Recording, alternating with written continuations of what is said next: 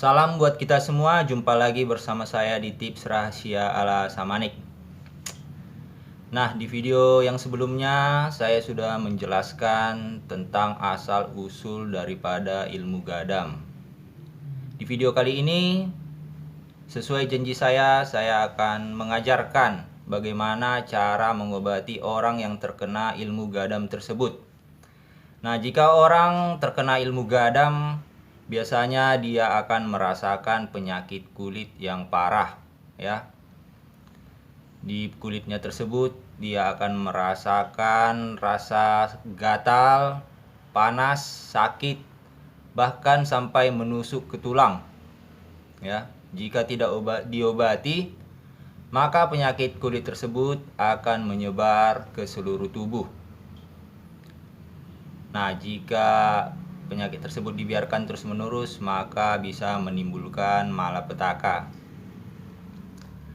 Bagi yang sudah parah, biasanya penyakit gadam tersebut atau penderita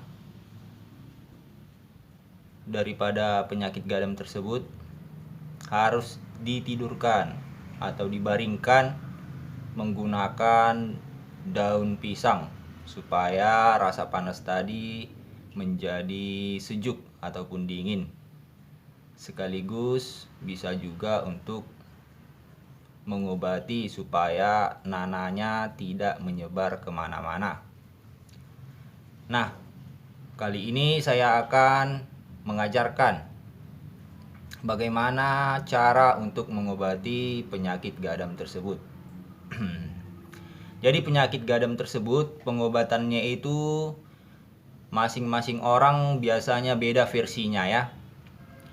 Saya pribadi memiliki beberapa versi untuk mengobati penyakit gadam. Tetapi kali ini saya akan membagikan satu versi saja kepada teman-teman sekalian untuk mengobati penyakit gadam yang diderita ataupun untuk membantu orang lain yang terkena penyakit gadam. Nah, apa obatnya? Jadi kawan-kawan, yang perlu sediakan pertama adalah minyak kelapa hijau. Kira-kira 1 botol Markisa, botol besar ya, atau 1 botol bir. Biasanya banyak dijual di pasar tradisional. Ya, bisa menggunakan 1 botol, bisa juga menggunakan 2 botol minyak kelapa. Tergantung tingkat keparahan penyakit yang diderita oleh si pasien tadi. Selanjutnya apa yang dicari? Kalian harus mencari yang namanya kadal tanah. Ya, kadal tanah ini ukurannya kira-kira dari kepala sampai ekor kira-kira 1 jengkal atau 20 cm. Ya, 20 cm. Jadi kadal tanah ini ciri-cirinya berwarna coklat kehitam-hitaman atau coklat tua. Jadi kulitnya tadi licin. Ya, licin. Sisiknya tadi licin. Sering kita temukan di tumpukan sampah atau di tempat pembuangan sampah, atau ketika kita membersihkan rumput, ya, membersihkan rumput ataupun lalang, kadal tanah tadi sering berlari. Berlari, ya. Biasanya di daerah pedesaan ini banyak. Di daerah pedesaan kadal tanah ini banyak kita temukan. Nah, jadi kadal tanah tersebut ditangkap sebanyak 7 ekor. Tapi usahakan ketika menangkapnya bisa menggunakan jaring, ya. Bisa menggunakan jaring. Usahakan kadal tanah tersebut tidak mengalami luka atau lecet, apalagi ada anggota tubuhnya yang rusak ataupun lepas. Ya, jadi tangkaplah kadal tanah itu dalam keadaan sehat. Bisa kalian pesankan kepada pemburu ataupun orang yang biasa ke ladang, ya, atau pemburu yang biasa keluar masuk hutan. Bisa kalian pesankan kepada mereka untuk menangkap kadal tanah tersebut sebanyak 7 ekor. Ya, ukurannya sama, kira-kira 20 sampai 25 cm. Ya. Kalau tidak tahu bagaimana bentuk kadal tanah tersebut, nanti di akhir video ini fotonya akan saya cantumkan. Ditangkaplah kadal tanah tersebut sebanyak 7 ekor dalam keadaan sehat dan tidak boleh lecet ataupun luka. Apabila kalian menangkapnya dalam keadaan luka atau lecet, kalian biarkan dulu. Jangan terus diramu, kalian biarkan dulu sampai lukanya tadi pulih atau sembuh. Nah, setelah sembuh, tidak ada lecet, tidak ada luka, baru kalian ramulah 7 ekor kadal tanah tadi dalam keadaan hidup. Ya, kalian masak di kuali. Pertama, panaskanlah minyak kelapa tadi sebanyak 1 botol atau 2 botol. Ya, panaskan minyak kelapa hijau tadi sebanyak 1 botol, 2 botol di dalam kuali. Nah, setelah panas minyaknya tadi, 7 kadal tadi kalian masukkan satu persatu ke dalam minyak panas tadi. Ya, kalian masukkan satu, lalu kalian tutup dulu. Kira-kira sudah mati kadalnya, kalian masukkan lagi, kalian tutup lagi supaya tidak loncat ataupun menggelepar, dia pergi lari keluar ya. Kalian tutup, baru masukkan lagi, begitu sampai 7 ekor dimasukkan ke dalam minyak kelapa hijau tadi. Nah, kemudian dimasaklah kadal tanah tadi dalam keadaan hidup. Dimasak dalam keadaan hidup di dalam kelapa hijau tadi sampai dia benar-benar mati.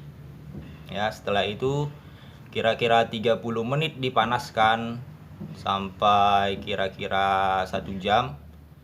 Ya, atur saja waktunya, yang penting kadal tersebut mati. Itu intinya. Setelah itu api kompor dikecilkan. Api kompor dikecilkan. Lalu setelah itu didinginkanlah minyaknya tadi. Didinginkan.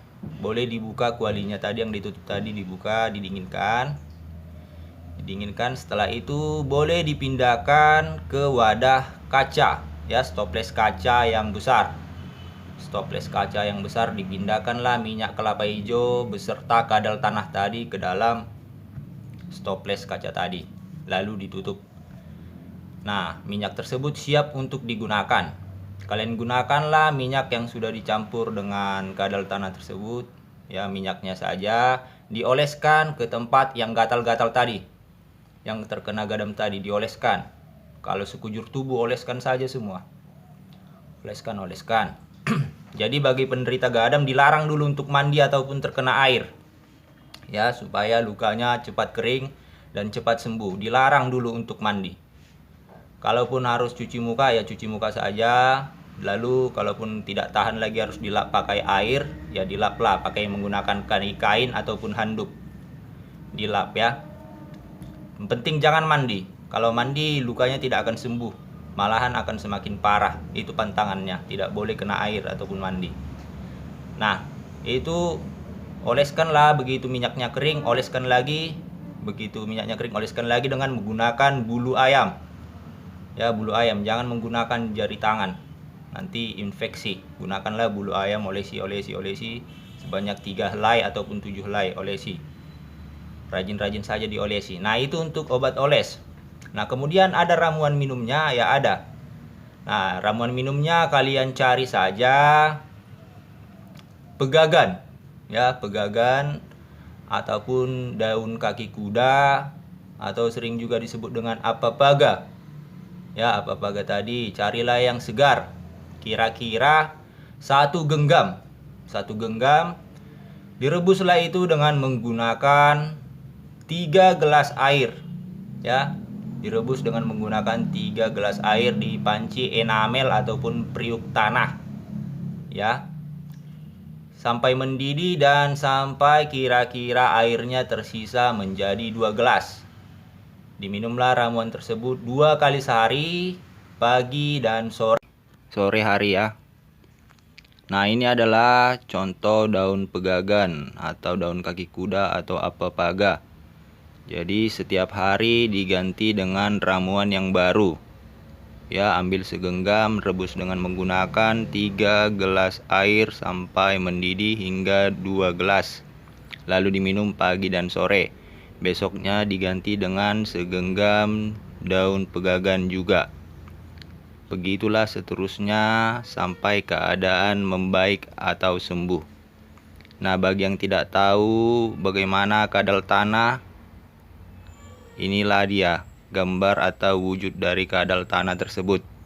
Ditangkap sebanyak 7 ekor kadal dalam keadaan sehat atau tidak cacat atau tidak luka. Jadi harus benar-benar hati-hati ketika menangkap kadal tanah tersebut. Nah, kadal tanah ini direbus atau dimasak dengan menggunakan minyak kelapa hijau.